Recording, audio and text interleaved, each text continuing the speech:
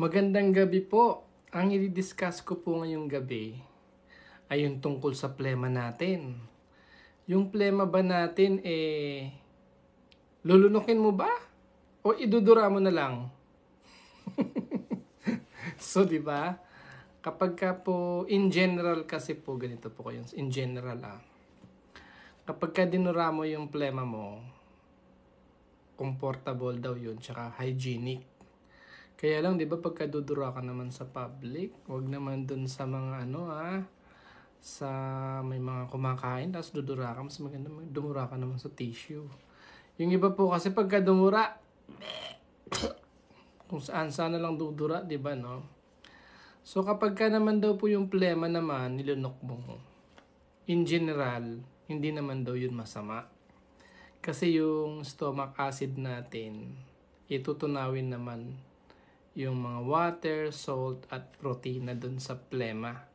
At saka mamamatay kasi yung bacteria dun sa gastric acidity ng stomach natin. Yan po, yun ang sinasabi in general ha. Pero meron tayong mga bat.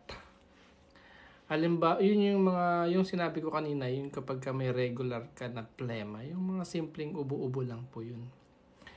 Pero kapag halimbawa naman yung plema mo, yun may TB bacilli, may tuberculosis ka, tapos yung plema mo nandito na may TB bacilli, yung mikrobyo ng TB.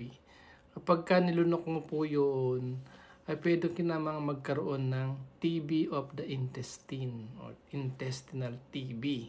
Ayan. Merong isang bat, yun pong halimbawa ay may COVID ka. Yan.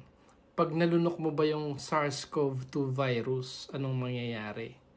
Dalawa po ang sinasabi. Sabi nung isa, wala naman daw pong masama na malunok mo yung COVID virus. Ganon.